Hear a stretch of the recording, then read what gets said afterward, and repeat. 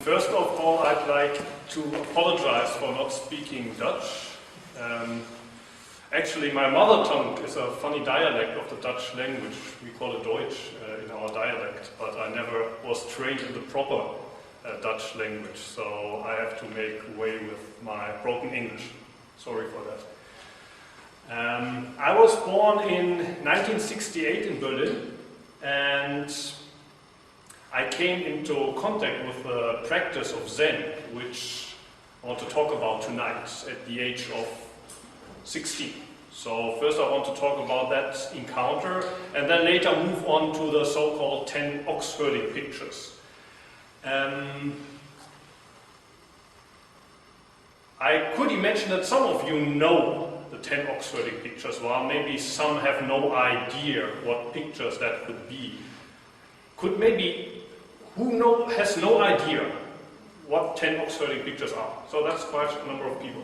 So maybe while I'm talking, I already let these pictures pass around. Maybe just have a look at those if you want to.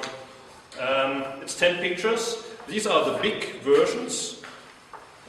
He knows what we talk about. There's also small ones in this book. The book, this is the cover of the book, so it's the other way around. It's a Japanese book, it starts here. The first 10 pages, that's small versions of these pictures. Just in case my talk is boring, at least you have something to look at. To get back to my own encounter with Zen, at age 16 I was living in a boarding school in a town called Braunschweig, more or less in the center of Germany. And at that boarding school, one of the teachers had a Zen meditation circle, and he invited me to participate in the Zen meditation. It was 1984, and I don't know about the Netherlands, but at the time in German media you would hear a lot about Far Eastern gurus. Some of them could levitate, some of them were driving expensive cars, and meditation, to my ear, didn't have a very good ring. So I said, no thank you, I don't want to have anything to do with this Zen meditation. I don't even want to know what it is. So the teacher first said, okay, you don't want to. But 2 weeks later, probably he couldn't find anyone interested. He came again and said, well, after all, why don't you try?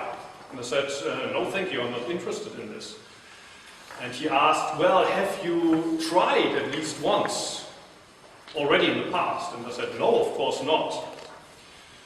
And when I replied in that way, my teacher said, well, if you don't try at least once, how can you say it's not interesting? How can you say you don't want to do this? And I didn't know any argument against that. So I decided, okay, I'll do it once, and then I'll stop. Then I can say I tried it and I'm not interested. That's what I decided to do. And what happened is that today I'm standing here and lecturing you about Zen.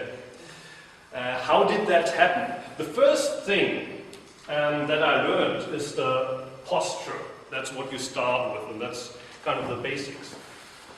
The Zen posture, there's many ways to fold the legs, but in the beginning nobody can sit in a lotus posture. In the beginning usually you sit in a way like this, but when you can sit, then you learn how to sit in a lotus posture. You fold your hands, and maybe in the beginning you shake your body a little bit, and then you stretch the back, relax the shoulders, and sit straight.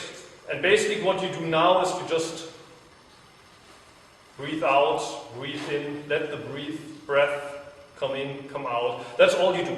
So it's nothing really complicated, but the discovery I made was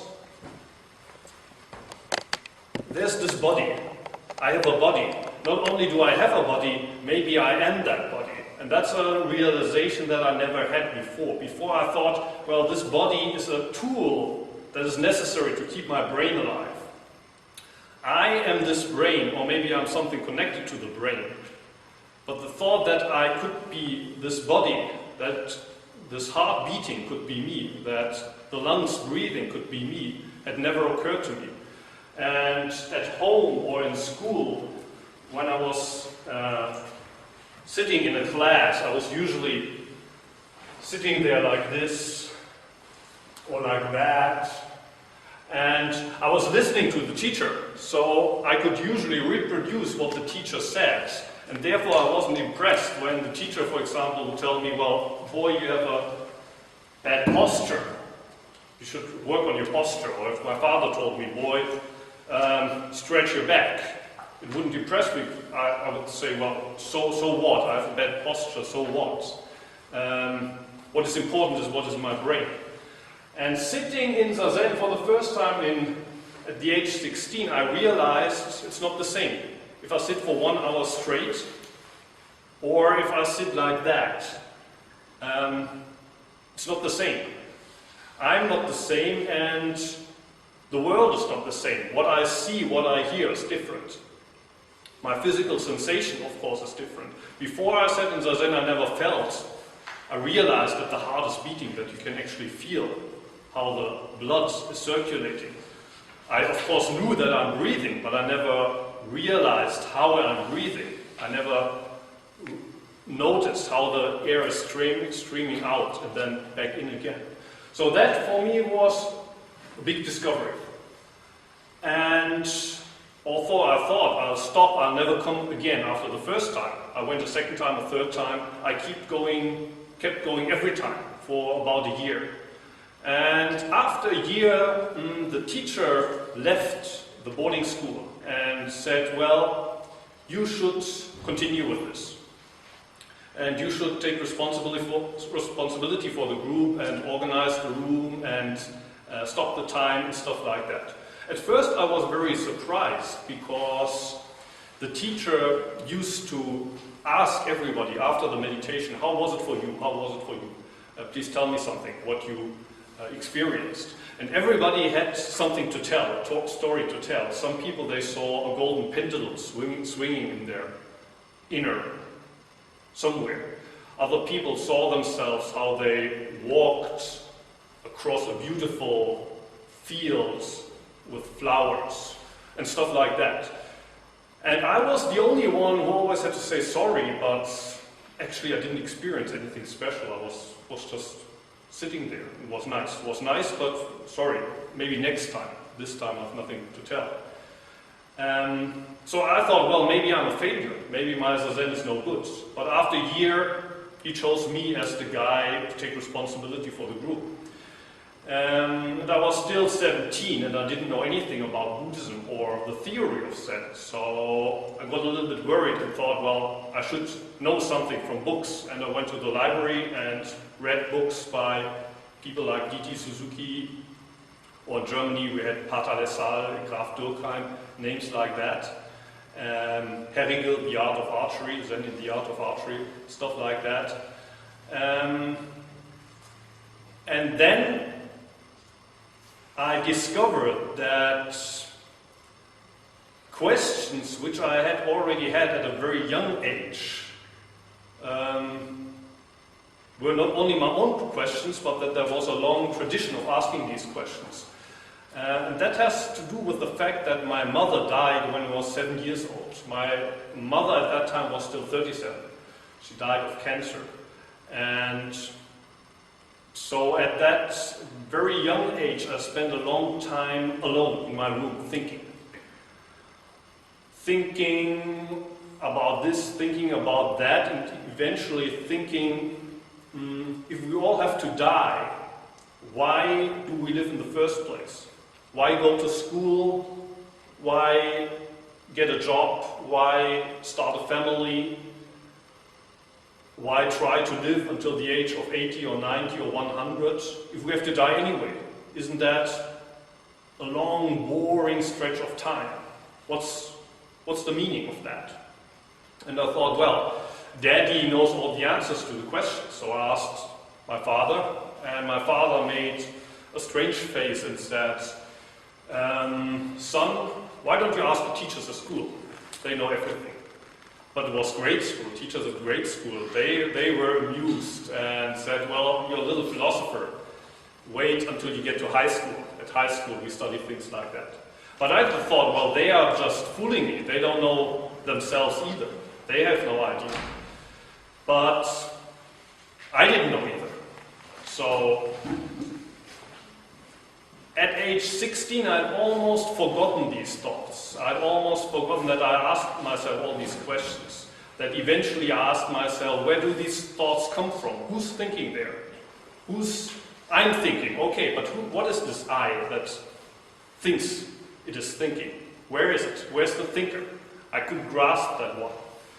And reading books about Buddhism and Zen, I learned that I wasn't the only one, and certainly not the first one, who had thought those questions. But, for example, 2,500 years ago, the Buddha realized, although he was born a prince in a palace, that life is basically unsatisfactory.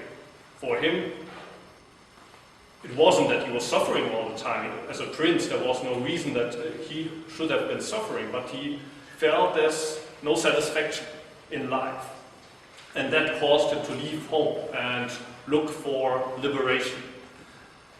And then there's a whole tradition of Buddhist monks, Zen monks, up to today, who basically, some formulated the questions different ways, but basically it was all the dissatisfaction with life as it is usually lived in the world. And at that point, at age 17, 18, I knew, well, this is what I want to do. There's nothing else in life that I really want to do. If there's something worth in life, it must be somehow connected to Zen. First, I thought of going to Japan directly after high school, but my teacher who first introduced me to Zen said, wait a little. There are so many people in Japanese Zen monasteries who get stuck there and can't leave because they have no other alternative. So it's okay if you want to do that. If you want to go to Japan, become a Zen monk, that's okay, but first get some training at university, so if you realize that's not your way after all, you can always take another road. At first it didn't really convince me, because I had the thought that all Zen monks are kind of Superman. How can anybody get stuck in a monastery? I thought they must be somewhere above the average. But after all, it was convincing that I should at least study Japanese before going to Japan. So I did that. During my years at university, I took 1 year off. That was in 1990. And first the plan was to spend that 1 year in Kyoto to study Japanese.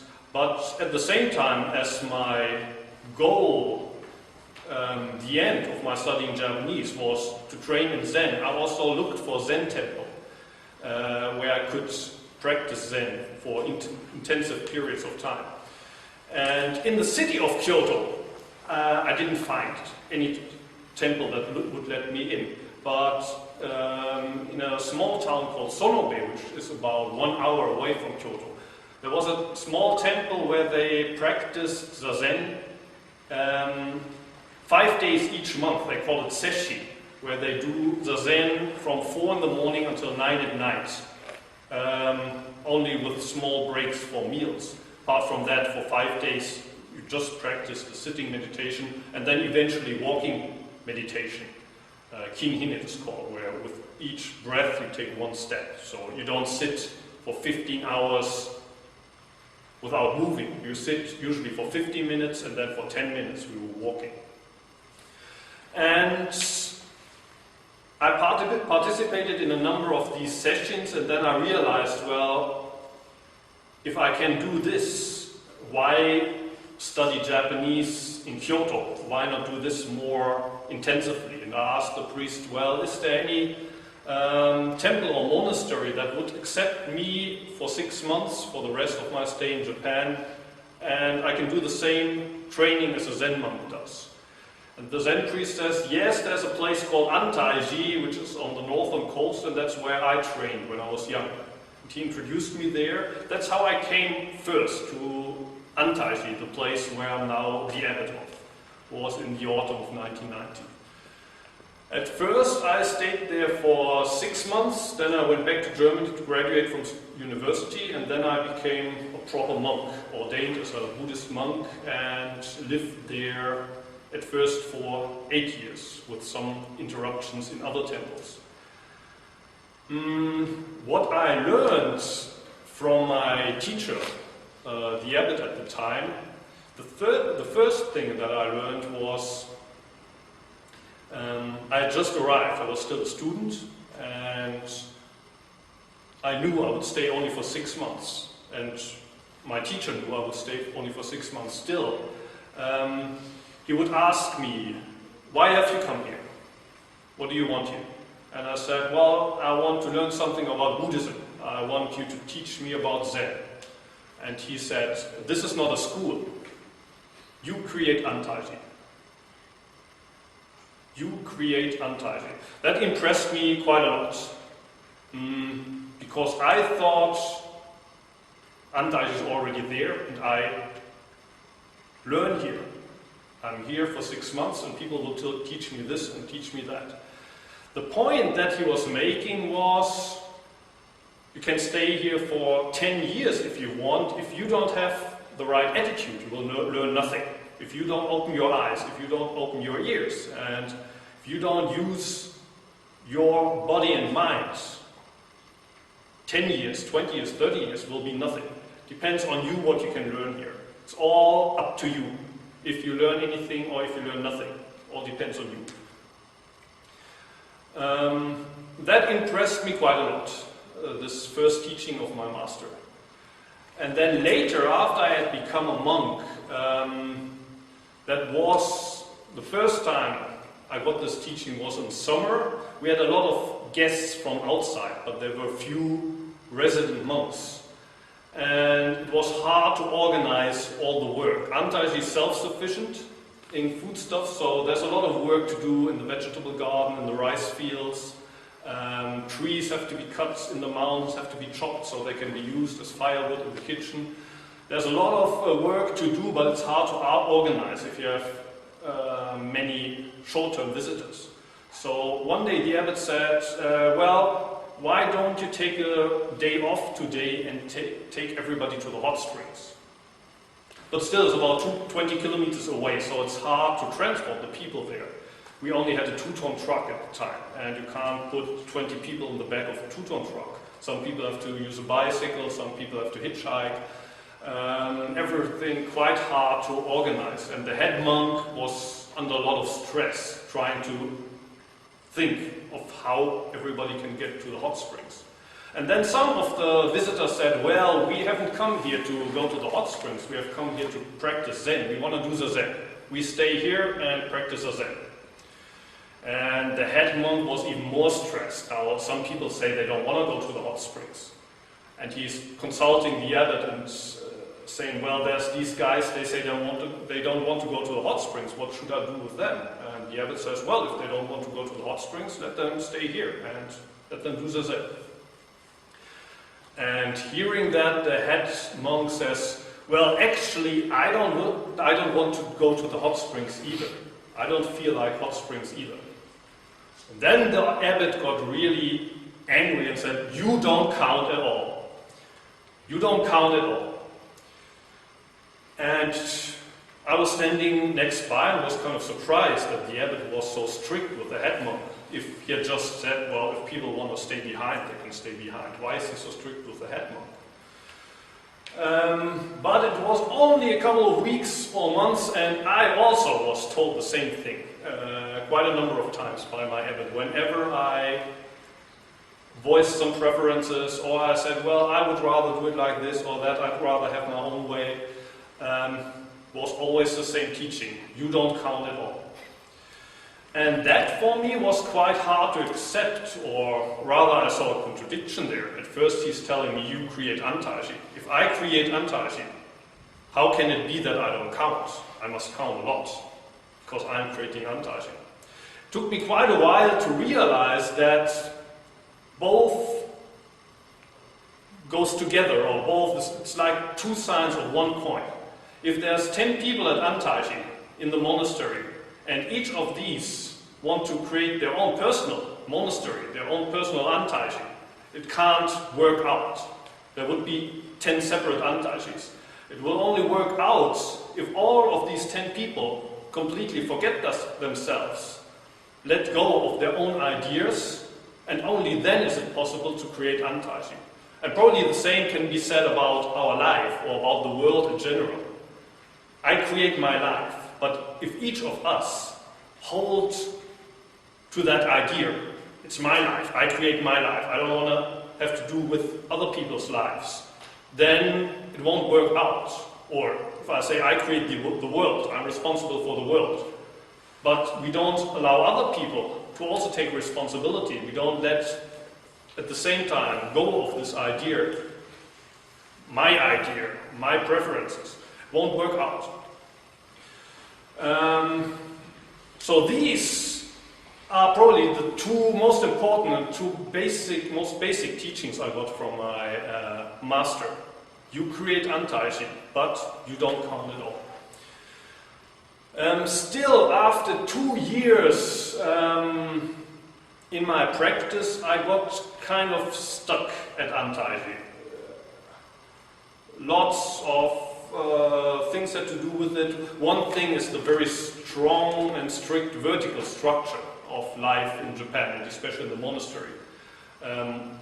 In the West we talk about Dharma brothers, and in the West brothers are equal. But in Japan there's either older brother or younger brother. There's no equal brothers. So you either have, in Japan you say senpai, somebody who's been there before you, and you follow the orders of the senpai, or you have a kohai, somebody who's younger than you, not in age, but who's come after you to the monastery, who's entered after you. And in that case, you are responsible for the younger brother's training. It's like a pipe. And coming from the West, it's quite hard to adjust to that system. That it's not kind of equals relating to each other, but rather the elder being responsible for the younger following the elder. Another thing is the Japanese obsession with food and cooking. You would think that in a monastery people don't really think about the food they eat. And also in reality, the materials which we are cooking with were quite poor materials, because it was stuff that we grew by ourselves, and some years certain things wouldn't really grow. So the variety of stuff we could use in the kitchen was always very restricted, but still both the abbot and also the Japanese monks had a very precise idea of how things should taste. For example, the miso soup. And coming from Europe, of course, I had no idea how miso soup is supposed to taste. About the broth at first that you cook, and then later how to mix in the miso, exactly how salty it's supposed to be. Or also Japanese noodles are only noodles spaghetti al dente. So at first I made them like spaghetti al dente, and they were kind of hard. And they told me, this is too hard, it's Japanese udon noodles, it's not spaghetti. Next day I made them softer, I thought, but then they were already dissolving, and they weren't happy either. And so whenever I was standing in the kitchen, I was criticized for my cooking, and it was never right. And after a while I thought, well, I haven't come to Japan to learn how to cook. I've come to Japan to get enlightened. Maybe I'm in the wrong place here. And I was consulting with one of my older Dharma brothers, and I said, well, maybe this is all too strict for me. Maybe I should go to some other place. And he said, no, you should rather go to an even stricter place. You should go to a Rinzai temple. And Rinzai, for those of you who don't know, there's two sects, Zen sects in Japan. One is Soto, one is Rinzai. And in both sects, or in all of Zen, it's basically about completely letting go of yourself. And we sometimes talk about great death. You should live your life as if you had already died. That's the meaning of you don't count at all. You completely let go of yourself, body and mind. You drop both. But in Soto, the metaphor that is used, both in Rinzai and Soto, is you're standing on a pole that is 100 feet high. You're standing on top of that pole, and now you have to make one step ahead. That's Zen practice too. You're standing here and you can't get any further, and you have to take one step further and let go. And in Soto, it depends on the place, but more or less we wait until the person makes that step by themselves. While in Rinzai they push you. You have no choice but to make that step. What happened is, the name of the place is called Tofuguji in Kyoto. For one thing, sleeping time is quite restricted. They get up, in Antai-ji we get up at 4 or 3:45. In Tofuguji we got up at 3. And we don't get to sleep, if you're a novice, until 11, so you have only 4 hours. That means you're always sleepy. During the Zen, if you could, you would be always sleeping in the sitting posture. But there's a monk patrolling, beating people with a stick, if you ask for it or not. In the West, usually, if people don't ask for it, they're not beaten. But in Tofuguji, you were always beaten when you slept, or when you move. During the Zen, you have a pain, you move, you get beaten.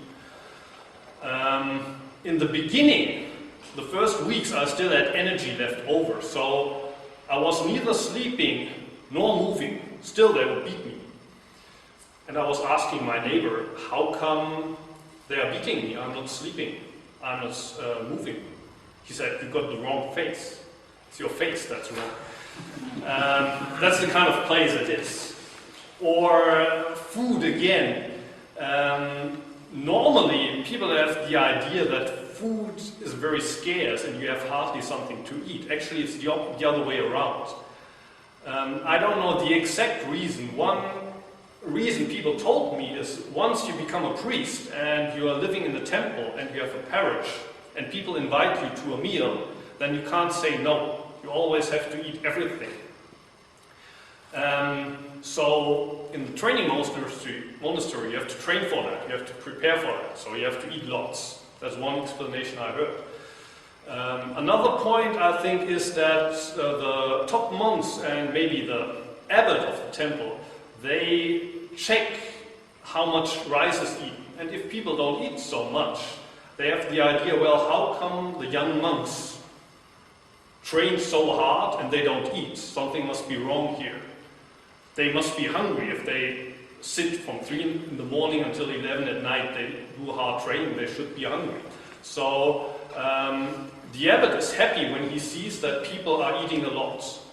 But actually the older monks, the privileged monks, they have the possibility, for example, to go to town at night, climb the monastery walls and buy delicious stuff, go to a restaurant. So they're not hungry. They don't want to eat. It's basically the monks at the bottom of the ladder who do all the eating. Sometimes you have to eat so much that you have to throw up. And they tell you, you have to eat that again, you have to eat that again. So it's pretty old school military style that's happening there. Still, I never regretted going there because one thing that changed is that as a young kid, I always thought, I don't know why I'm alive. I didn't ask to be born into this world. I was thrown out into this world, never asked for it, and I don't know the meaning. What's the meaning of this? There must be some meaning. Without this meaning, I would rather not live at all. I would rather kill myself if nobody can tell me the meaning of life. Still, I never killed myself because, I don't know, for once I didn't have the courage, and also I thought, well, I can still do it tomorrow, I don't have to do it today. Anyway, somehow I managed to stay alive, although I never felt it's really worth, I never enjoyed life. And in that monastery, very strict monastery in Kyoto, life was harder than ever in all kinds of senses. The brutality, the food. You were not allowed to go to the toilet by yourself. If you want to go to the toilet, you have to ask for permission. If you don't get permission, there's nothing you can do. In all senses, it was really hard, and I wasn't sure if I would make it. I thought, will I stay for the next 6 months, or if I can 1 year? But I wasn't sure. Will I make it? Will I survive? And each day at night, at 11, when I was able to sleep, I was really thankful to be still alive. And next morning when I woke up at 3, I was thankful to be alive and felt this is a miracle. It's a miracle I'm still alive. And I didn't need this answer anymore. Before I thought, I don't know why I'm living, but there must be a meaning. I need the meaning to live. And this was completely gone. I was alive, and it was wonderful. And it never felt like that. Paradoxically, although my life had never been in a worse condition, objectively, subjectively I felt almost liberated. I don't need anything but life. Life itself is the answer. Before I thought life is the big problem, the big question, and the answer must be somewhere else. And now it felt the other way around. Life itself proved to be the answer. And after that I went back to my teacher with another interruption of 1 year in a different Soto temple, and then I went back to my teacher, stayed there for another 4 years, and after more or less 10 years training, my teacher gave me what is sometimes called Dharma Transmission in the West. Dharma Transmission means that a Zen teacher authorizes his students and enables him to be a teacher in his own right. So with Dharma Transmission I could have went back to Europe, for example, and established a Zen group here and even ordain my own students if I wanted to. And I thought that eventually I would do that. Maybe go back to Germany and have my own group. But as many or some of you might not know, Zen in Japan has a long tradition and there's lots of Zen temples, but there's very few Zen groups in Japan where you can practice as a normal person, as a lay person with a job, the Zen daily or several times a week. In Germany, also in the Netherlands, there are many such groups. And if you come to a medium-sized city, you might even find several dojos. In Japan, you can find hardly one. There's very few, maybe in the big cities, but even there you have to look. There's 20,000 Zen temples, but only a very small number offers public Zen meetings. And usually that's only once a month or so. Maybe every third Sunday, the priest offers Zen for the parish, and people sit together for an hour, then they have a cup of tea and a little chat, and then it's over until the next one. So I thought, before I go back to Europe and establish another Zen dojo, and there's already so many, I'd like to establish one in Japan, because there's none. And not far in the mountains, like Antaiji, where people can hardly go, but rather in the city. I thought either Tokyo or Osaka.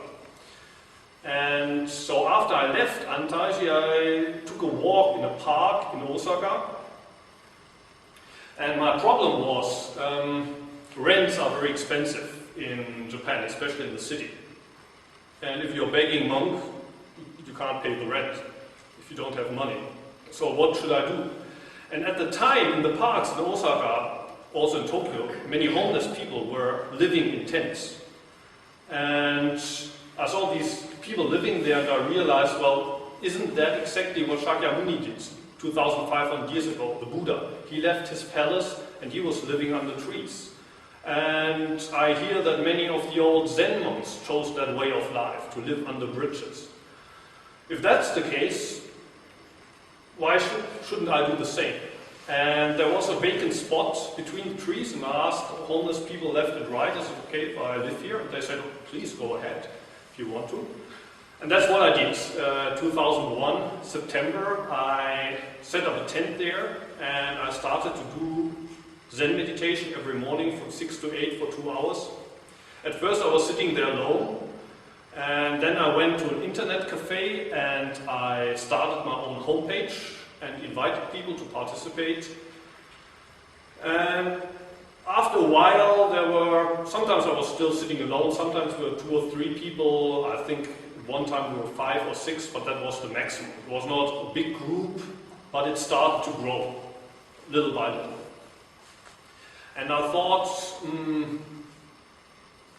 this might be the life that I want to live. So at least I want to do this for 2 or 3 years. But then, unfortunately, after 6 months, I got a call from Antai-ji, the monastery, and one of my younger Dharma brothers said, well, our teacher had an accident. You need to come back in the middle of winter. And Antaiji is located close to the coast, but, well, from the coast, it's 15 kilometers into the mountains. And the first 10 kilometers, we have an asphalt road, but from there, it's a dirt road, and in the winter it's not cleaned, the snow is not cleaned away. So in the winter, usually you walk with snowshoes. Last winter we had 4 meters of snow, so if you don't have snowshoes, you disappear in the snow. And that winter the Abbot went with a bulldozer 4 kilometers down to the asphalt road to clean the roads. And on his way back he had an accident and fell into the river. As it turned out, he had died. When I arrived in Antaiji that night, he was already dead in the hospital. And there were 4 older Japanese Dharma brothers that I had. And usually in Japan it's the oldest one, the one in the top in the hierarchy that is asked to become the successor. But as you might know, Japanese are usually very shy persons. They don't say, I'm going to do it, I'm the one to be the next abbot of Antaiji. So they are kind of shy, polite. Also, all of them already had their own small temples, and some of them were already married, had a family. So each one of these 4 said, I can't really do it, why don't you do it? And the next person also said, no, I can't do it either. Let him do it. And this game kind of continued for several weeks and months, 3 months in the end. And in the end, they had the idea, well, if none of us is going to do it, why don't we ask this foreigner there? He has nothing to do, he's living as a homeless in a park, and now he's taking care of the temple. Why don't we ask him to become the next abbot? And I said, well, if you don't want to do it, I'm going to do it. And that's how I got my present job as abbot of a Zen monastery in Japan, to cut the story short. What I'm doing now is basically the same what my teacher already did. Continue with a life that is centered around Zazen. We do 2 hours of meditation in the morning from 4 to 6. Then we do agricultural work, and in the evening we do another 2 hours from 6 to 8 in the evening. And 9 days a month we do so-called sesshin, where there's no work, there's only silent sitting from 4 until 9, with only 2 meals in between. The first 5 days each month, and then 4 days in between the month, in the middle of the month. One thing that changed since 20 years ago is, 20 years ago I was the only foreigner in Antaiji. Now it's about half of the residents that are foreigners. That's in part because we have a homepage in several languages, and also people know that I'm not Japanese, so they can communicate with me in English, for example, or in German. And what I try to teach the visitors is basically what I learned from my teacher. That means you create Antaiji. Each person that comes, even a short-term visitor, needs to have the attitude, I create Antaiji, it's all up to me. It's my practice. I chose to come here. Sometimes there's people that come to Antaiji and they want an interview and they ask me, please tell me why I'm here. How can I tell them? Each of them needs to know why they are here, what they are doing there. But at the same time, they have to completely let go of themselves. So I also tell them, as I was taught, you don't count at all. You don't count as an individual, you don't count. And from my experience, just as it was with myself, for Westerners, the first part of the equation, to take responsibility, is much easier to do than the second, to completely let go. While for Japanese, often it's the opposite. Japanese already as kids, they learn to think about the group and forget themselves as individuals. So already as small kids, they learn it's not about themselves as individuals, think about the whole. So when a Japanese hears you don't count at all, of course he's not so happy, because even Japanese, they have preferences and things like that. But he will agree, oh yeah, thank you for reminding me. But when I tell the Japanese that they have to create Antaiji, often they seem to have no idea. What is he telling me? How can I create Antaiji? He's the abbot, he needs to create Antaiji. Or there's the older monks, the senpai, and I follow the senpai. So each of these two groups, the Westerners and the Japanese, they have their own problems when it comes to relating to the practice. The Westerners have a problem with letting go of their ego, their preferences. The Japanese often have a problem with taking initiative and responsibility for the practice. Also, communication is a problem, not only because most of the Westerners don't speak Japanese and many of the Japanese don't speak English so well, but also, I don't know if it's the same in the Netherlands, but in Germany, when we communicate, it's like one person standing on a mountaintop shouting to the other side, somebody else on the mountaintop. Hey, what are you thinking? Tell me your opinion. And often, maybe that's a German phenomenon, that guy is shouting so loud that he can't even hear the other guy. That guy is also shouting to each other. And, well, if they're more communicative types, they don't only shout, they also listen. But they shout. First they shout. While the Japanese, what they do is, they dig a well. They stand on top of the mountain, but they dig a well, and they try to reach the groundwater, the water that's running underground. And they expect the other person to also dig a well, and they check each other temperature of the groundwater. And between Japanese that works. There's silent communication. Not always does it work, but it works quite well that people, without having to discuss things all the time, they can somehow figure out what is going on.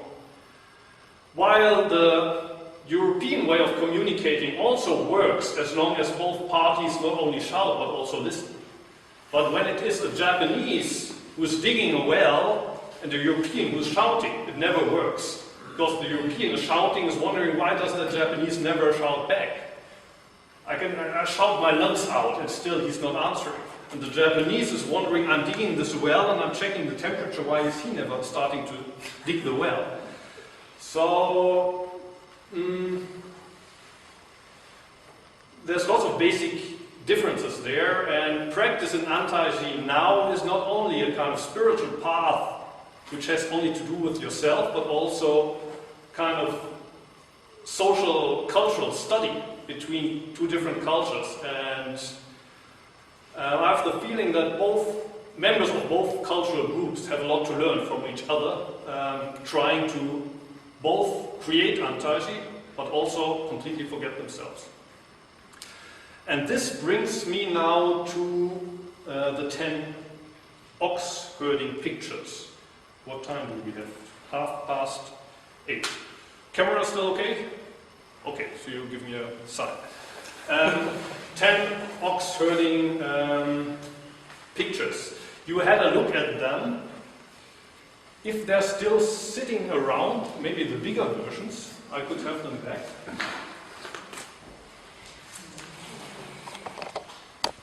Thank you.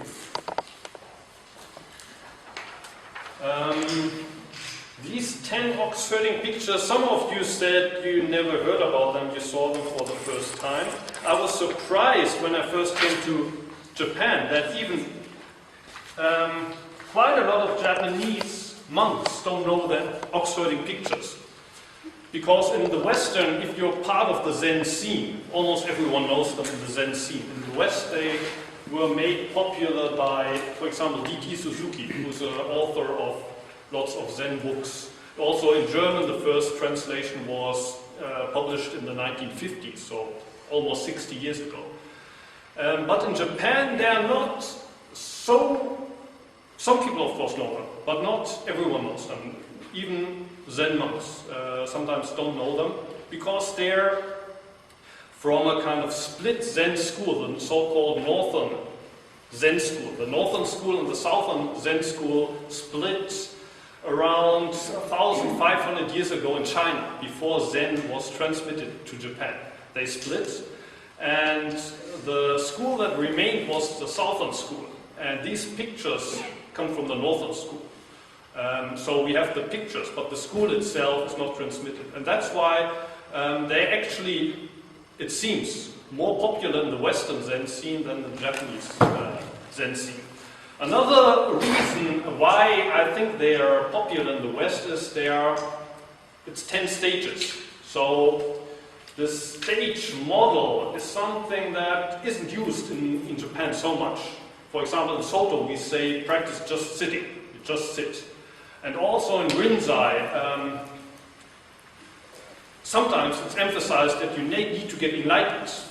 But even if this emphasis is made, it's not a kind of step-by-step process. It's something that you do right here, right now. It's always about the right here, right now. It's never about these stages. But these stages have something that is, to the Western mind, quite easy and accessible. And also it has a psychological side that appeals, I think, to a lot of Westerners.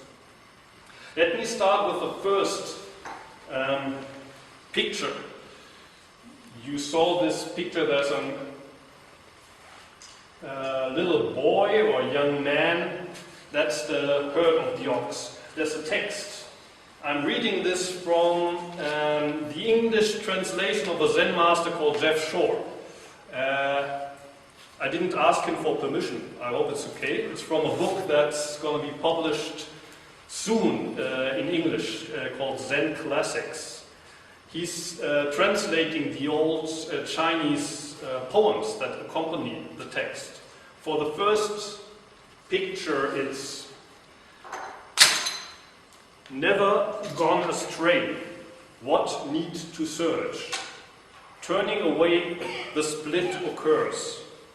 Covered in dust, finally all is lost. Hills of home ever more distant. Diverging paths proliferate, flames of gain loss, blades of right wrong, wading through thick weeds, searching, rivers swell, mountains tower, paths unending, exhausted in despair, without a clue, only the drone of cicadas in autumn leaves. If I had to do my own picture, let me come up with something.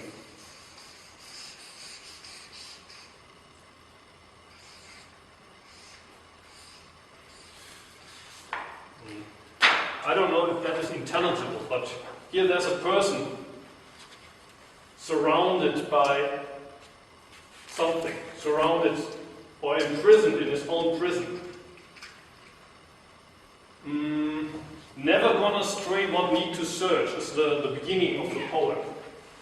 There is no prison, there are no walls, nothing. There is really nothing, but still, turning away the split occurs. There's something that separates the person, that separates me from the world. There's something that seems to separate me from reality. Covered in dust, finally all is lost. Hills of home ever more distant. The person doesn't feel at home. Diverging paths proliferate, flames of gain loss, blades of right wrong. Wading through thick weeds, searching. How did this split occur in the first picture? Why does this person find himself in a prison? In a way, I think it's the same start that we find in the Genesis in the Bible. You all know the story of Adam and Eve, that originally they were in the Garden of Eden. They found themselves in Eden. They could have anything. Everything was fine. It was a beautiful garden, except for 2 trees they were not supposed to eat the fruits of. One of them, the apple, was offered by the snake, and they ended up eating that apple, and they ended up being expelled from Eden. And being expelled from Eden, they realized that the ground is covered by thorns, and Adam had to work covered in sweat, and Eva had to bear the pain of childbirth. What happened? I think everybody interprets this story in a different way, but I don't think that there was, in a separate place on this planet, there was Eden, and Adam and Eve originally were there, but then they were thrown over the wall and expelled outside of Eden. But rather, I think we were always living in Eden. Everywhere is Eden, it's just about the way we look at Eden. And at some point we forgot to realize we're still in Eden. Eden didn't look like Eden anymore. And we saw thorns. We now see thorns and thick weeds where we saw flowers. And the commentary here says it's flames of gain loss, blades of right wrong. So maybe this tree of, how's it called in English, that they ate the fruit from? Recognition. In German we say Erkenntnis, der Baum der Erkenntnis. Knowledge, the tree of knowledge. So they got knowledge, and what does knowledge bring us? It gives us the ability to make distinctions. We see distinctions. For example, right and wrong, or gain or loss, or me and the others. That's maybe the basic distinction. This is me, this is my body, this is my property, and that's somebody else. And these are my interests, and these are other interests, and they start to conflict. And from that point on, we don't live in Eden anymore. We're living in our prison, in the prison of these ideas. Me, myself. I think that's where the first picture starts. This person is in trouble, he feels like in prison. Or, as when I was young, he doesn't know why he's alive in the first place. What meaning is there to life? He's asking. And there's no way out. The second picture is seeing the traces. Still have the boy, and he's seeing somewhere there on the ground. He's seeing the traces of the ox. He doesn't see the ox yet. The poem that accompanies this picture is through sutras. Sutras are the Buddhist scriptures. Through sutras, the meaning is understood. Looking into the teachings, traces are found. It's clear, various vessels are all one metal. All things are one self. But unable to tell right from wrong, how to discern the true from the false. Not yet having entered the gate, at least the traces have been seen. Tracks scattered all over the riverbank under trees, thick in sweet grass. Ah, what's that? However deep in the mountain depths, snout reaching heaven, nothing can conceal it. So what are these traces? The text says it's words, scriptures. The person discovers not the answer to his problem yet, but he's seeing traces, he's finding hints in books, for example. All things are one self. But to really realize that by yourself and to just read it in a book, those are different things. So at this point, it's only traces that I see. The third picture is seeing the ox. So now I actually see where these traces came from. Or kind of, I meet persons that are connected to those words. What I knew only from books, now I encounter the practice. And I experience the practice myself. The text to the picture is, by listening, an entrance found, seeing through the source encountered. In this way, with all 6 senses, every act crystal clear, like salt in water or glue in paint. Open your eye, there's nothing else. Nightingale singing in the treetops. Warm sun, soft breeze, riverbank, willows green. Right here, nowhere to run, nowhere to hide. Majestic head and horns, no artist could capture. So now it's the 6 senses with which the person sees and hears. Here it's only intellectual understanding. It's a hint found in words. Now the person actually, for the first time, encounters the reality, the practice that it's all about. So that's usually pictured with the tail of the ox. The tail of the ox becomes visible. The person doesn't see the ox itself, but now he finds where the traces come from. This tail. And picture 4 is catching the ox. Catching the ox, I would picture that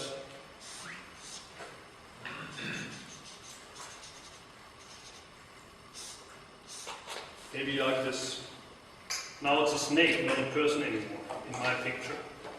The original Chinese picture had the boy catching the ox. The poem is long hidden in wilderness, today finally found, yet hard to keep up with it wandering off. Longing for meadows of sweet grass, refusing to be broken, wild as ever. To bring into complete accord, lay on the whip. Putting all energy into it, grab the beast. Yet so strong and stubborn, won't be broken. Now taking the high ground, now descending into misty depths. Finally, the person gets a grip on the root of the problem. What is the root of the problem? What is the ox? Actually, as it turns out, when the person was looking at the tail, he was looking at his own tail. When he's biting and catching the ox, he's biting his own tail. He's finally getting to grasp his own self, or he's realizing it's about me. The problem was me. I have to work with me. But this me that he's grasping and the me that is doing the grasping, they are still in conflict with each other. The me that is observing and the me that is observed, they conflict with each other. So I finally realized it's all about me. I create Antai-ji in a way. It's about me. But I haven't learned to forget myself yet. So I understand it's about my attitude here. I create life, I create the world. But how do I do that? I don't know that yet. That's stage 4. Stage 5. Taming the ox. The Chinese picture as the ox herd walking in front of the ox with a line in his hand. I would maybe now use the picture of a shepherd. The shepherd trying to control sheep. And of course both the shepherd and the sheep are basically aspects of the same thing. But here the shepherd and the sheep, both aspects of myself, are still in conflict with each other. And the shepherd tries to control the sheep. Maybe trying to fence them in. And hoping that eventually they all go back to the barn, so they have a rest. But some of these sheep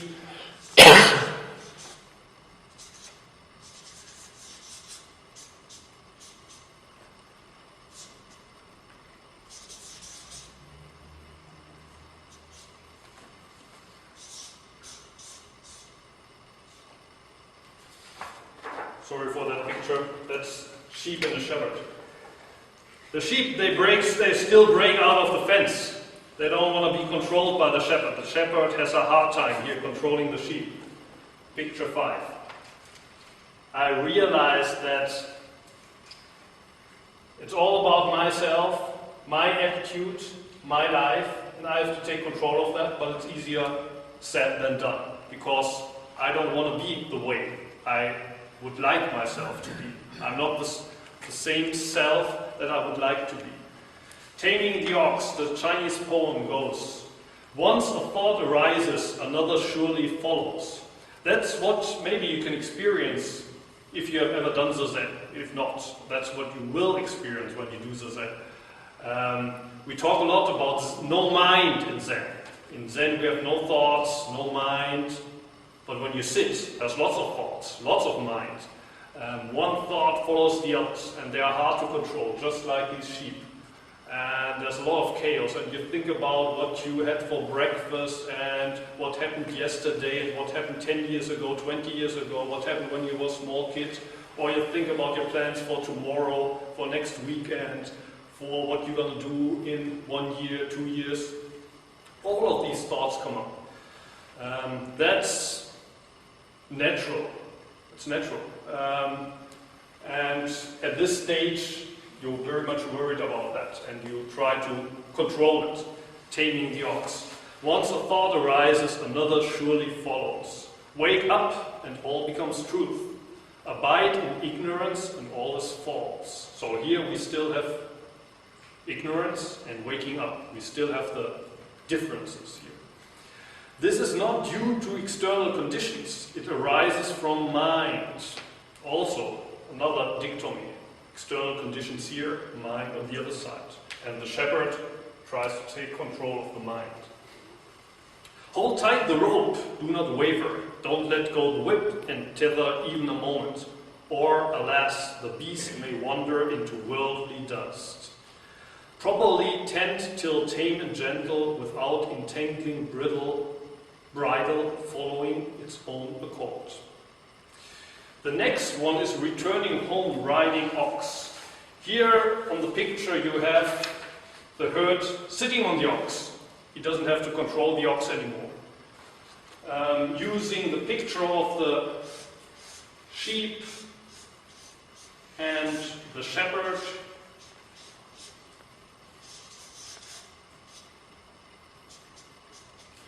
Now finally, the sheep and the shepherd, they are both back in the barn.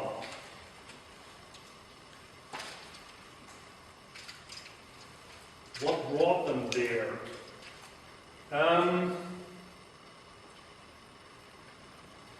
There's different approaches or different interpretations of these 10 pictures. The most straightforward is to say, well, this is where you start and then you proceed step by step. But actually, I think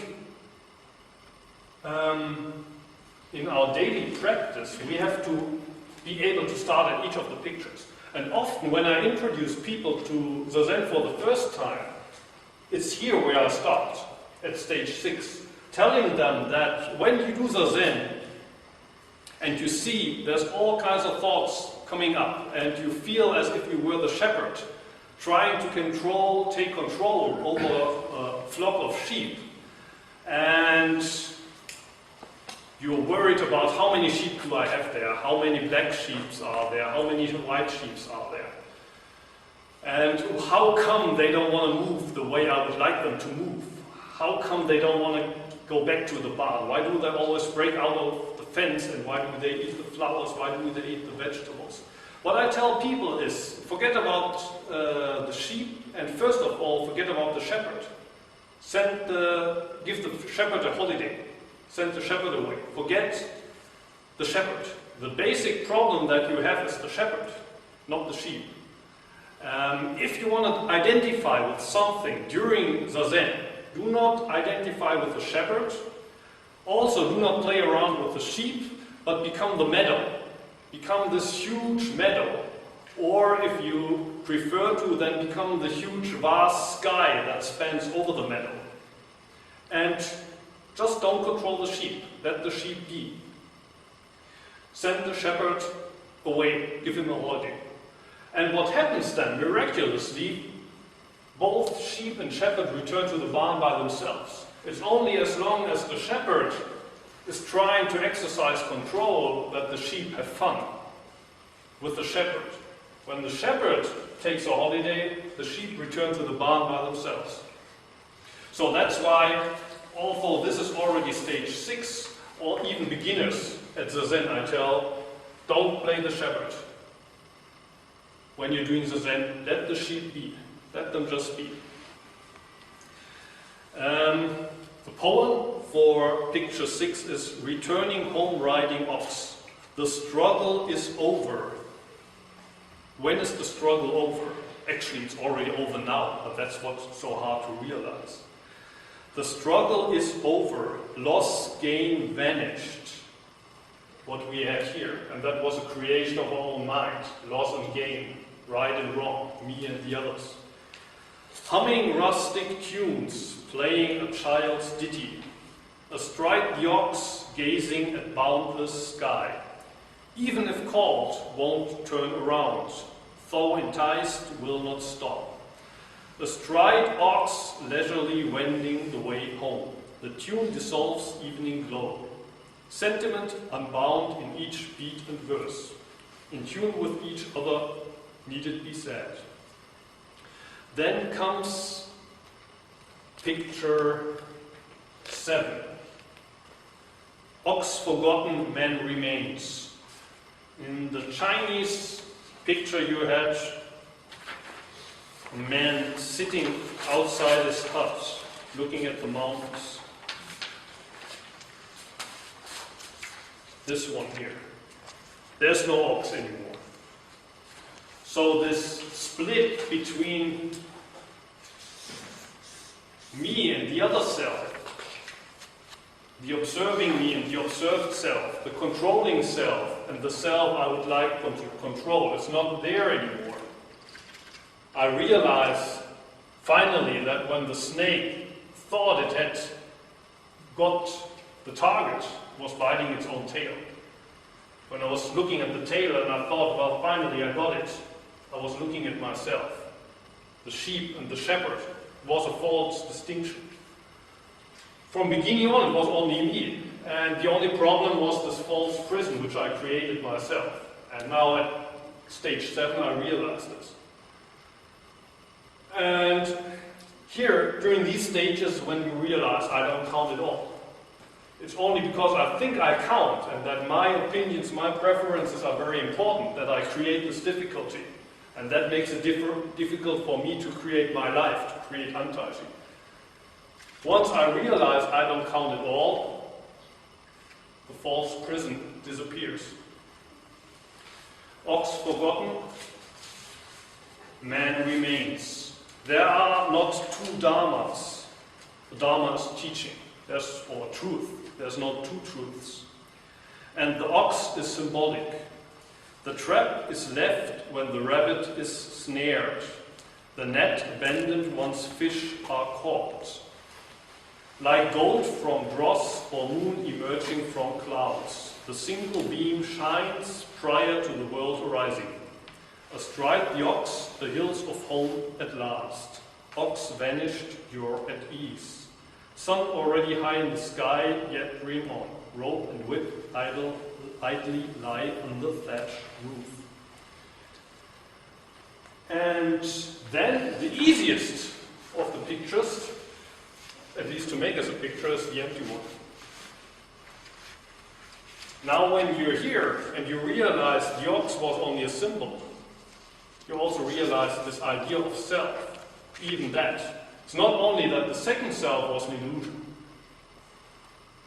Even this here, what I call myself, in Buddhism, in Buddhist theory, we would say it's just lots of factors coming together right now, determining what I am in this moment. The next moment, I think I'm still the same. I'm still the same that I was 5 minutes ago. But actually, factors have changed. I'm not the same. That's one basic teaching of Buddhism. There's no substance. There's no me. There's no you. There's no person. And at this stage, it finally becomes clear. Even this normal self was an illusion. The ox was an illusion in the first place. Even this, it's not there. There is no me. There's no you. There's no self.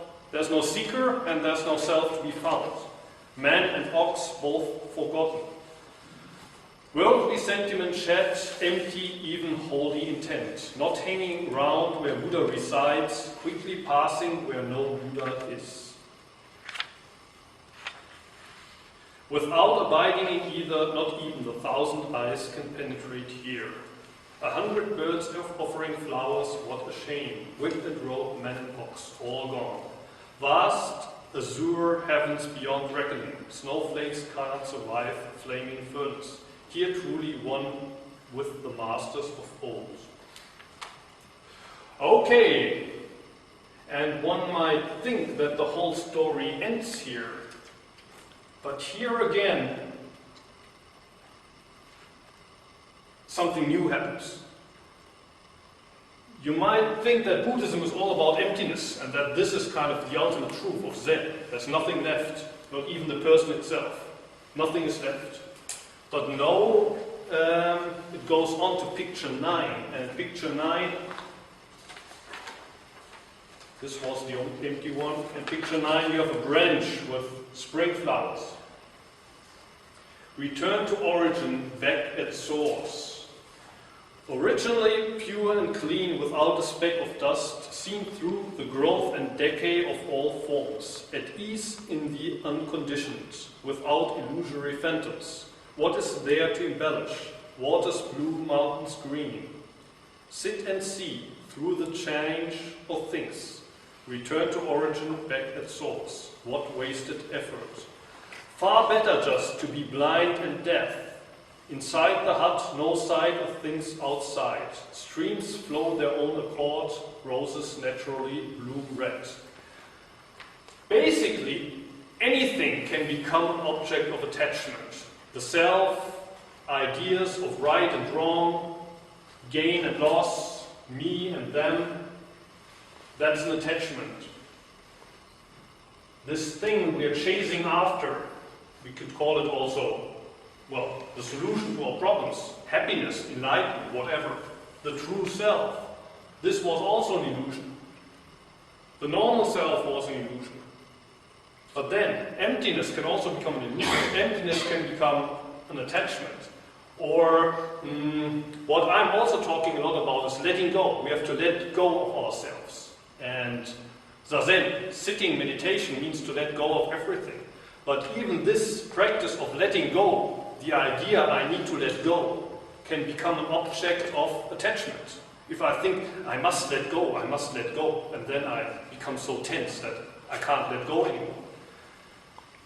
So it doesn't stop here. It must not stop at this point where nothing is left and there's emptiness. We have let go everything. What happens next?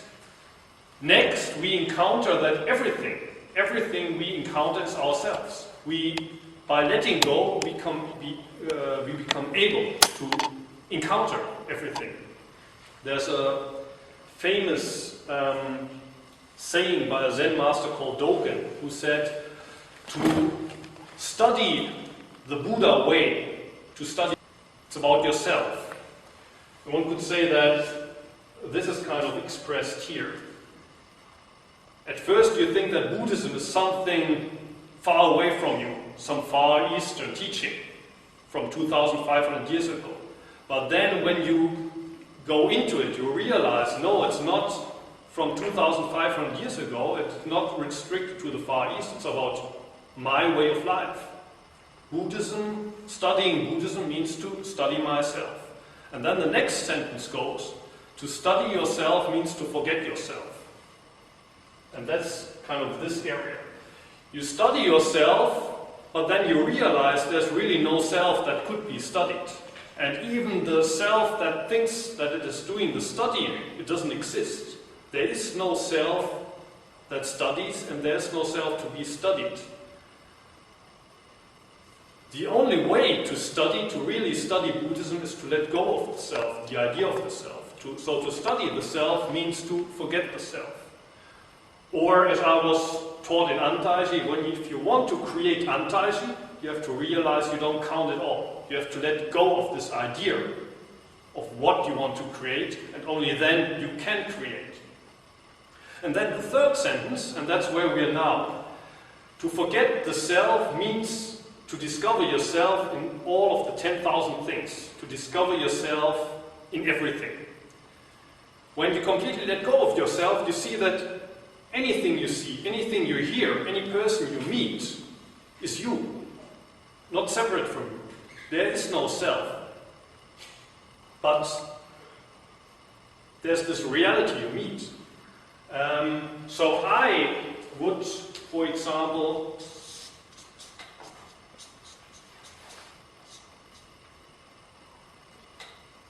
picture it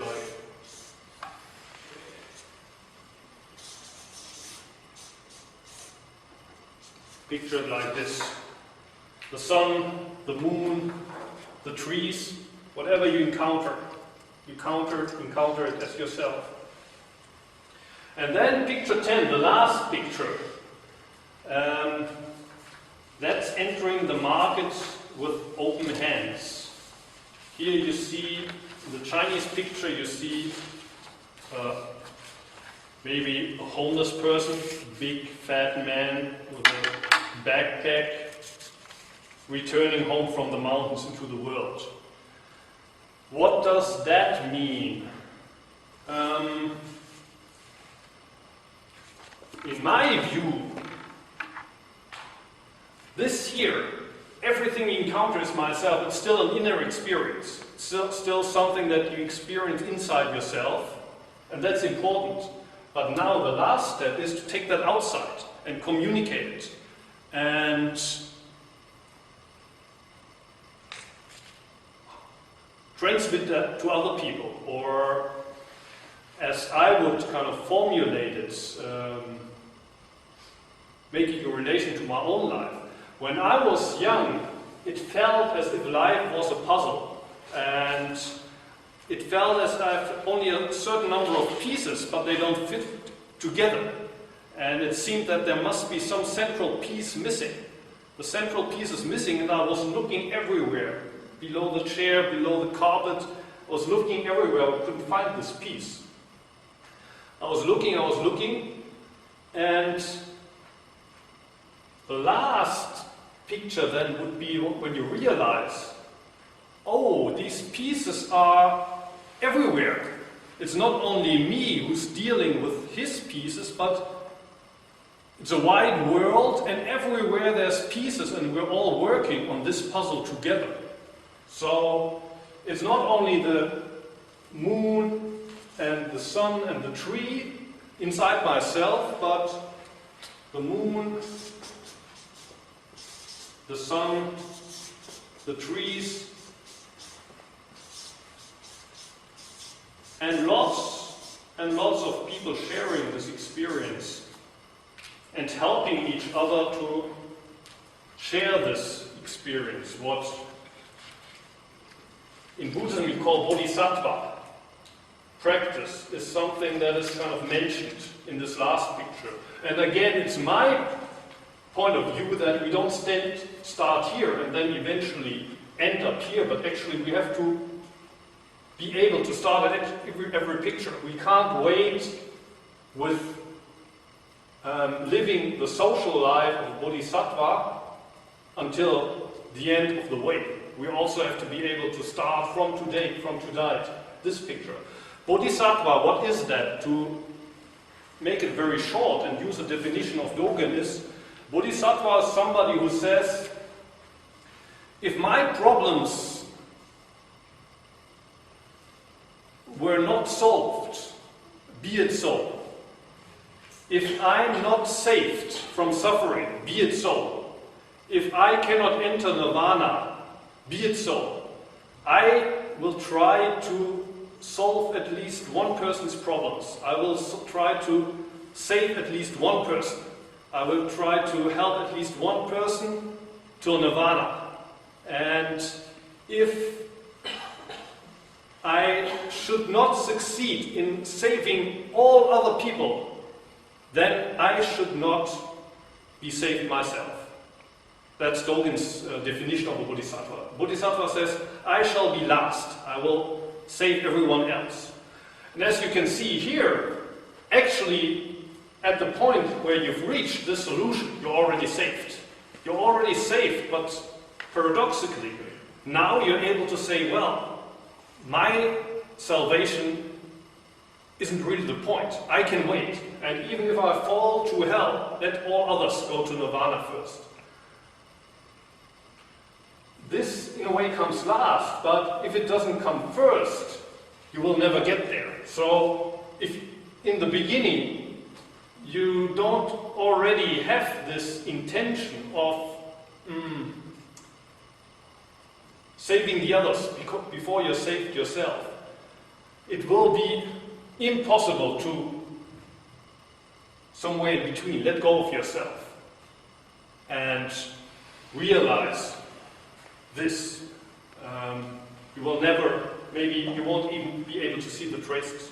So in my view, it's not kind of 1, 2, 3, 4, 5, but actually you have to be able to also start here. You have to be able to start here to see the connection of all of these stages to your daily life right now.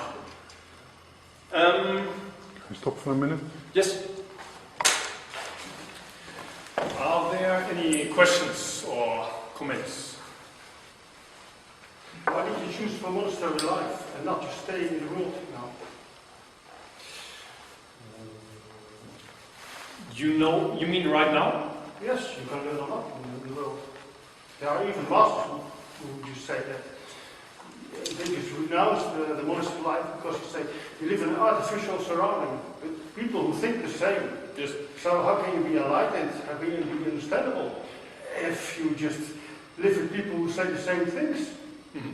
So live in the real world, then you meet a position, and then you can really be more yourself, find yourself. And where is here? Is it the real world? Well, the real world is just normal. Be married, take a job, drive a car, take a dog, whatever you like. Well, today I came with the car here. Yes. So I understand myself as part of the real world. But you are part of the monastery life, so probably you'll go back yes. to the monastery life. Yeah, but well, one thing is the monastery is open. There's always a drift of people through, and these people come from the world, they go to the world, and I don't see the separation. I don't see where we... Often people tell me, why do you reclude, why do you separate yourself from the world? But there's no separation. People come, people go. I'm going, just like right now, I'm visiting Europe. Something that I forgot to say in the talk, I'm married, I have kids. During the 6 months where I lived in the park in Osaka, which also, of course, I didn't have a car, I didn't have a job at the time, but I was in the world as a homeless person, okay, but I was there in the big city to share my practice. So I understood that also as going out in the world, and when I went back to the monastery, I asked that girl that I had fallen into love with, and we knew each other for not so long, maybe 2 months or so. I asked her to become my wife and come with me, and she said, well, I can try. And now we're married for 9 years, and I have a daughter which is 8 and a son who's 6. So in that respect also, I've taken part of the world back with me into the monastery, which of course also causes a lot of trouble, not only for me, but especially for my wife. But as you probably pointing out, dealing with this trouble of family life and raising children, I also understand as part of practice.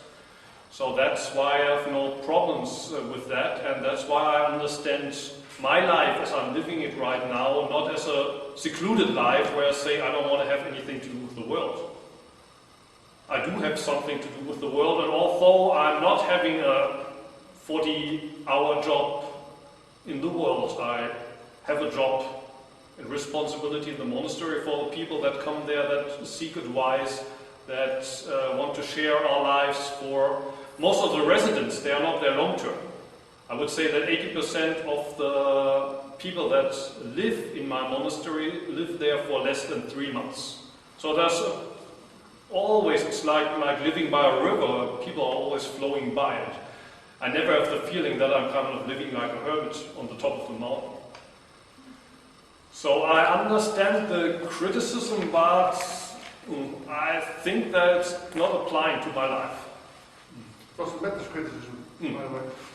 No, but well, I would understand if I would be living in the Himalaya somewhere and I would never go down to the village maybe once a month to beg, and then I take what I got from begging back to the mountain and never go out.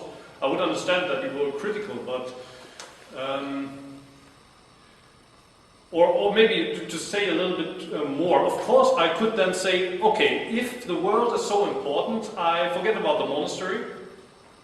I go back to Germany, or I go to the Netherlands, or I go to Japan, and I have a normal work, normal job. And I have a Zen group on the weekends, and I do organize session during the summer holidays sometimes. That would also be possible, and I think that's also worthwhile. And a lot of people are doing that, and I don't want to make fun of that. But I think also for certain people, they want more intensive practice, and they want for at least a certain period in their lives, maybe 3 months, maybe 1 year, maybe 3 years, maybe 5 years. They want to, for example, sit 1,800 hours a year, as we do now in Antai-ji. And you can't do that if you have a daytime job in the family. And some people don't need it, but I felt at a certain time of my life, when I was 20, 25, I felt I needed to do that. Not everybody needs to do that, but I felt I need to do that. And now, if you ask me, do I still feel that urgent need? Now, I think I could do with, say, 1 hour a day. I could do. I would perfectly be happy. But somebody, I think, needs to provide a space like Antaiji for people to come for intensive practice. I don't say that everybody should do that, but I think that someone should do it. And if nobody's doing it, then I do it. Because actually there's not so many Zen monasteries which concentrate on intensive practice and at the same time are open to everyone. So I don't feel that I'm kind of retreating from the world, but rather, without trying to boast too much, I'm actually thinking that I'm contributing something to the world. Thank you. Yes? What is the main difference between Buddhism and Zen Buddhism? Good question. A conservative answer would be that Zen Buddhism is one school of Buddhism. Buddhism started with Shakyamuni 2,500 years ago, and the original form of Buddhism was in a very orthodox way preserved in the southern countries of Thailand, Myanmar, and Sri Lanka. They call it Theravada Buddhism. And they dress in orange, they keep to the precepts in a very strict way. And another form of Buddhism called Mahayana Buddhism was transmitted to China and then to Korea and Japan. And this Buddhism emphasized what you see here in the last picture. It's not only I who wants to be saved and enter nirvana, but everyone else has to do it together with me. That's Mahayana Buddhism. It's a kind of new reformed form of Buddhism. And then there's Tibetan Buddhism, which you find in Tibet, Nepal, and parts of Mongolia. And this has some kind of mysterious esoteric teachings mixed with Buddhism. So these are the three big schools. And inside Mahayana, the second school, China, Japan, Korea, Zen is a very strong current. And the emphasis of Zen is that you can't find truth in the teachings. So there's lots of teachings and scriptures in Buddhism, but Zen says you don't find it in the words, in the teaching, but you find it only in the practice, in the actual sitting. You have to sit like Shakyamuni did 2,500 years ago. But that's not the only school of Buddhism. Other schools say, for example, no, you find it in the Lotus Sutra. So there's a school of Buddhism that says, read the Lotus Sutra, pray to the Lotus Sutra, have trust in the Lotus Sutra, and you will be saved. There are others who say, there's a different Buddha, not Shakyamuni, but Amitabha Buddha. And if you call on Amitabha Buddha, he will save you. None of us, we are only human beings. We don't have the power to save ourselves. Only Amitabha can save us. So we should give up this struggle to save ourselves and put our trust in Amitabha. In a way, it's very close to Christianity, and that is called Pure Land Buddhism. It's also one stream of Buddhism. So that's the conservative answer is there's lots of schools in Buddhism, and Zen is one of them. And Zen is especially strong in China, Korea, and Japan, but there's lots of others. And Zen emphasizes meditation practice, while the others emphasize prayer or sutra studies or keeping the precepts. And another answer is that Zen isn't Buddhism at all. That's maybe a less conservative answer. Zen isn't Buddhism at all, but Zen is the essence of all religions. And that's why you find, for example, you find in Europe, you find Christian Zen. And the people that do Christian Zen don't see a contradiction between Zen and Christianity, because for them Zen is not Buddhism, but it's this essential experience of, say, oneness or emptiness, no self. And no self is something that is not attached to Buddhism, restricted to Buddhism, but you can find in any religion or philosophy. So another less conservative answer would be Buddhism and Zen are not connected, but Zen is kind of the fundamental experience which lies at the ground of any religion, including Buddhism, but also Christianity or other religions. But historically, of course, Zen Buddhism developed as one school of Buddhism. Does that answer the question? No. Yeah, most, I'm also thinking about the eightfold path. Yeah. And I'm trying to see a connection with the Zen way. Yeah, on the surface you have the step 7 and step 8 of the Eightfold Path, which is right concentration and right awareness, if I remember right, or maybe the other way around. And that's what traditionally people connect with the Zen. In the Zen we concentrate and we are aware. So from the outside perspective it would look as if Zen is that school of Buddhism which stresses the 7th and 8th stage of the Eightfold Path especially. But from the inside perspective, from a Zen perspective, we would say, why? Right thinking, right viewing, right speech, right livelihood, right effort, all of that is also part of Zen. When I live in Antaiji, I do work, I communicate with people.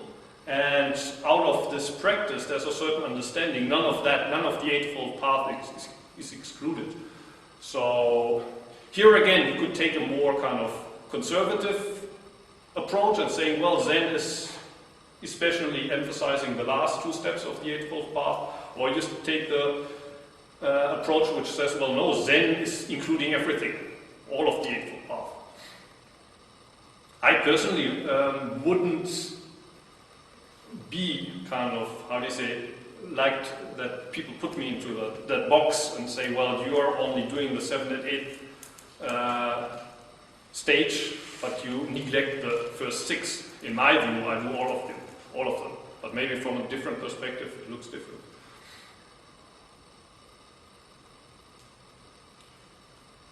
Any other questions you would like to discuss, or things you want me to explain in further detail? Yes, please. Is there also a kind of relation what depends food with Buddhism? Like vegetarian eating and kind of religion's attitude to the food and the cooking? As far as eating vegetarian is concerned, there's different approaches inside Buddhism. There's those Buddhists that say we eat everything that is offered to us as long as we have no reason to think that it, for example, meat is killed especially for us. We don't kill the meat by ourselves, and we don't ask people to kill for us, but if it was killed and not especially for us, then we accept it as a donation. It seems that that is the most traditional orthodox way of Buddhism. But then some people got more strict and say we don't touch meat at all, even if it is offered. But Japanese Buddhism is in that respect very flexible. I was vegetarian before I became a monk in Japan, but after I became a monk I was told, well, if there's a donation of fish or meat, you have to give life to that donation. If you say, I don't want to touch it, give it to the dog, you're killing the fish a second time, you're killing the meat a second time. So if it is offered to you, eat it and take strength out of that and use it for your practice. And that's how you give life to the donation. So I stopped being a vegetarian after I became a monk, paradoxically. But then, in other countries, they're more strict with that. So there are some Buddhists that are vegetarian because they're Buddhist. As far as food in general is concerned, starting in China, there was a strong emphasis on monasteries becoming self-sufficient, although I'm not quite sure how far monks actually practice that, and how much it's more an invention that people said we are self-sufficient. But in history, if you look at Chinese histories, these were big temple complexes with thousands of people living there, and there were monks and there were the farm workers. And now we have the idea that the monks were actually working, but the monks were actually supervisors for the farm workers. So they called it superficial, but it was more like a village of kind of, how to say, the aristocratic monks overseeing the farm workers and living from what they produced. But anyway, in Antai-ji today we try to put that into practice and actually grow our own food and eat what we produced, and if we don't have a harvest, then we eat less. And this isn't strictly related to Buddhism, but I think it helps a lot to get serious about what you do. In Zen, we often talk about that you are in the moment. You're right here, right now, you get one with what you do. But that can easily become just a philosophy when you tell yourself, oh, I'm so in the moment. I'm here now. But actually, you're only in your head, somewhere on the clouds. But if you know what I'm growing now, the vegetables that I'm growing here right now, or the weeds that I'm weeding, this will be what I'm eating in the autumn, and what we harvest in the autumn will be what we're eating until next spring. Then you get really serious. You don't have to tell yourself to be concentrated in the here and now, but you establish a relation to what you're doing. So, and I think that's what many people in the normal world are suffering from is that what you do during the daytime, what you're doing at the job, and what you're eating, or your so-called life after 5 or so, there doesn't seem to be a relation. Because when you're sitting there at your computer in the office, you don't feel the relation to your life. While when you live self-sufficient and you eat what you're growing, there is no way to forget that relation. You're always related in that way. And that's not especially something that the Buddha taught, but I think it's also related to our practice, at least at Antaiji, and it's an important aspect of our practice that we actually do grow with our own hands what we later eat. And that there's never a split, and it's not something that I work for the money and then later I get the money and the money I use in my way to buy the food I want to eat, but rather what I do now is what I'm going to eat later.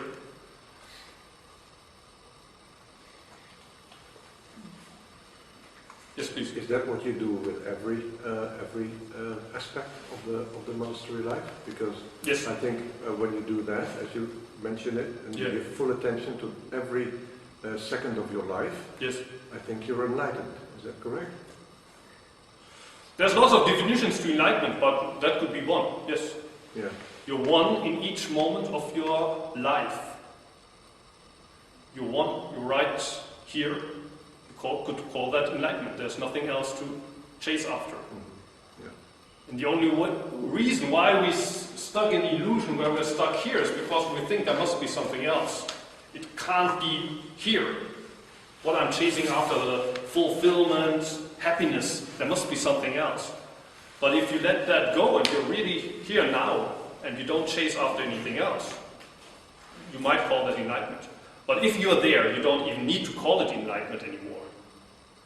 As long as, when you still call it enlightenment, you're still grabbing onto something. Mm. But if you wanted to, you might call it that way, I think. Yeah, it's full attention is in flow. Yeah. So if you do everything in full attention, yes, then it's here and now. That's not the here and now in the clouds. If you just yeah. You're here and now. You can't even grasp it. So you wouldn't even say that's myself here in the here and now. You're here. You're completely open, and then you're here. You're seeing the sun and the moon, and you don't claim anymore. Oh, now I'm one with the sun and the moon. I'm one with everything, because you are one with everything, and you don't label it anymore. You're out there, you're one with the activity. When you're cleaning, in the morning we're cleaning the monastery and we use these towels, and I don't know, maybe you saw it on TV or so, you go down like this and you run down the corridor at full speed, being one with that. And at that time you don't have the idea, oh now I'm cleaning and being one with the activity, because you are one. You couldn't. So that's why I said, you don't even think at that moment about enlightenment, or you don't think, am I enlightened now or not? If you could think that, you wouldn't be one in the moment. Would it be more correct not to say one with everything, but one as everything? Mm-hmm. Because one with everything contains a division. Yes. But that division isn't even there. Yes.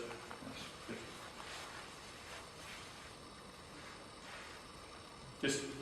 Is there a difference between men and women in the Zen tradition? There's a difference between men and women, of course. Yeah. Is there a difference? They are treated in the history of Zen. Yeah, or especially if you widen the topic to Buddhism, of course. So even the precepts for men and women were different, and nuns and monks. And in Zen, for the longest time of the history, until very recently, monks and nuns were trained in different monasteries. So in most or all of monks' monasteries, women were not allowed in. And the same is true with nunneries. In the nunnery, only women were allowed and men were not allowed in. And right now in Japan, there's very few nunneries left. I know only of 2 where women can train. And there's about 30 or so for men, training monasteries. But most monasteries are kind of opening up to a certain degree. And in Antai-ji, there's less than half women, but there's a number of women. Right now we are 6 and there's 2 women, so 1/3 right now are women. And they are doing the same jobs, they are sharing the same activities. Of course, they're entering the bathtub at a different time than the men, but apart from that, it's basically the same practice they share and the same position, the same responsibility they have. But I would say that's a comparatively new trend. And in the West, you have that everywhere, because with Zen it has nothing to do. It's more kind of a social and historical development. And Japan, in that respect, is a little bit behind, but I think it's moving in that direction.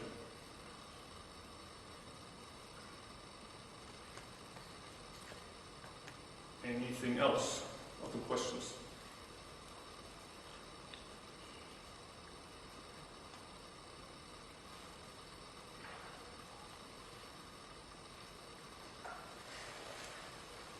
If there are no more questions, I would like to thank you all for your attention and for the opportunity to be able to be here today and talk to you.